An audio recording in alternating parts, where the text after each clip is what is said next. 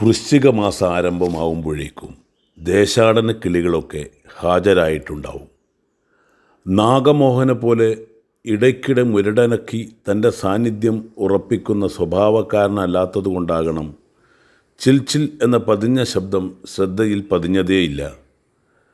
വീട്ടുമുറ്റത്തെ വരിക്കപ്ലാവിൽ പടർന്നു കയറിയ വെമ്പാടവള്ളിയുടെ നാഗക്കെട്ടുകൾക്കിടയിലൂടെ ഊളിയിട്ട് ഇലപൊഴിക്കാൻ തുടങ്ങിയ കിളിതീനിയുടെ തുറവിലേക്ക് വഴിതെറ്റിയെത്തിയ തുലാത്തുമ്പികളെ കൊത്തിയെടുത്ത് കൊല്ലിഞ്ഞാവലിൻ്റെ അനാവൃതമായ ചുള്ളിക്കമ്പിലേക്ക് പറന്നിരുന്ന് പറമ്പ് പണിക്കാരൻ കണ്ണാട്ടൻ മുറുക്കാൻ പൊതിയഴിച്ചിരുന്ന സൂക്ഷ്മതയോടെ തിന്നാൻ ആരംഭിക്കുകയും പെട്ടെന്ന് എന്തോ ഓർമ്മ കൊക്കിൽ തടഞ്ഞ പോലെ സ്ഥാനം മാറ്റിവെച്ച മൊബൈൽ തിരയവേ തന്നെ 2-3 ദോശ തൊണ്ട തൊടാതെ വിഴുങ്ങി 9:10 സ്റ്റോപ്പിലെത്തുന്ന ബസ് പിടിക്കാൻ 9:09 ഉദ്യോഗസ്ഥ വീട്ടമ്മയുടെ ധൃതിയിലേക്ക് പരിവർത്തിതയാവുകയും ചെയ്യുന്ന പാരഡൈസ് ഫ്ലൈ ക്യാച്ചറിൻ്റെ കൃതകൃത്യതയും ഇരിക്കും മുമ്പേ പറന്നു പൊങ്ങുന്ന അർശോരോഗിയുടേതുപോലുള്ള തുള്ളാട്ടവും ആ കുഞ്ഞു പക്ഷിയിൽ തീരെ കാണാനുണ്ടായിരുന്നില്ല.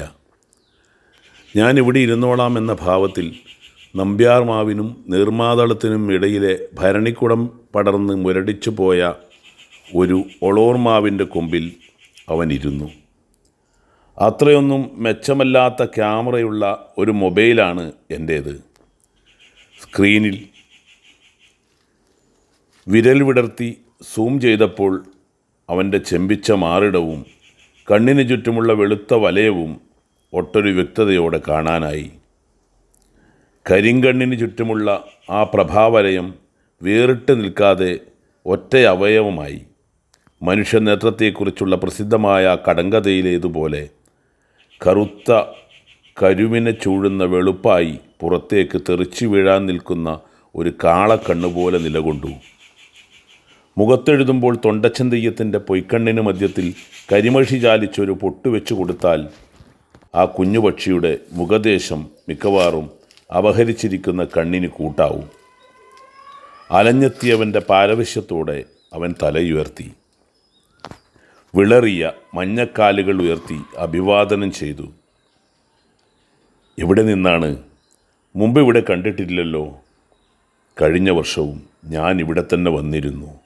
താങ്കളെ ശ്രദ്ധിച്ചിരുന്നു. താങ്കൾ ശ്രദ്ധിച്ചിരിക്കില്ല. പേര്? മുത്തുപിള്ള.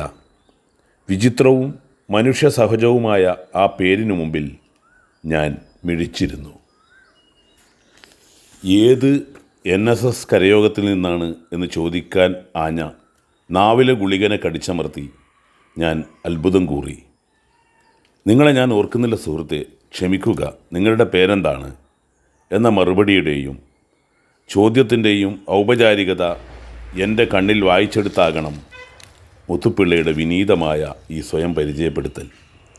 എരുതച്ച പഠിക്കാൻ പോയി വാൽ ചിതലിന് കൊടുത്ത കാരോടൻ ചാത്തൻ്റെ കൂട്ട് കണ്ണു വായിച്ചു പൊള്ളക്കണ്ണനായി മാറിയ ഒരു കുഞ്ഞു പക്ഷിയാണ് അതീവ വിനയവാനായി എൻ്റെ മുന്നിൽ നിൽക്കുന്നത്. മുത്തുപിള്ള എവിടെ നിന്നാണ് വരുന്നത്? ആതിഥ്യ മര്യാദയോടെ ഞാൻ ചോദിച്ചു. നോർത്ത് ഈസ്റ്റിലാണ്. ഖാസിക്കുന്ന് എന്ന് പറയും. തായ്ലൻഡിലും ബർമയിലുമൊക്കെ ബന്ധുക്കളുണ്ട്.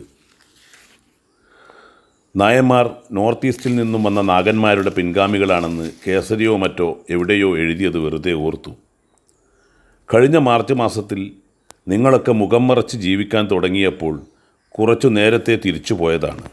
പാരമ്പര്യമായി ഞങ്ങൾ കണ്ണുവായനക്കാരാണെങ്കിലും മൂക്കും ചുണ്ടും കാണാത്ത മനുഷ്യമുഖങ്ങളെ മാത്രം നോക്കിയിരിക്കുക അറുപോറൻ ഏർപ്പാടാണ്. ഈ വർഷം വീട്ടുപറമ്പിൽ ധാരാളം പക്ഷികളെയും തുമ്പികളെയും പൂമ്പാറ്റകളെയും കാണാനാവുന്നുണ്ട്. മുത്തുപിള്ളയെപ്പോലെ അവയും പോയ വർഷങ്ങളിൽ അവിടെ ഉണ്ടായിരിക്കാം. കോണകവാലിന് തീപിടിച്ച പോലുള്ള നെട്ടോട്ടങ്ങൾക്കിടയിൽ അതൊന്നും കണ്ടിട്ടില്ല എന്ന് മാത്രം. കഴിഞ്ഞ വർഷവും ഞാൻ ഇവിടെ വന്നിരുന്നു എന്ന മുത്തുപിള്ളയുടെ സ്വരത്തിലെ പരിഭവം ഞാൻ മനസ്സിലാക്കി. കോവിഡ് കാലം നൽകിയ തിരക്കില്ലാത്ത പ്രഭാതവും കയ്യിലെത്തിയ പുതിയ ക്യാമറയും പ്രകൃതി കാഴ്ചകളെ കൂടുതൽ സൂക്ഷ്മമായി നിരീക്ഷിക്കാൻ പ്രേരണയാണ്.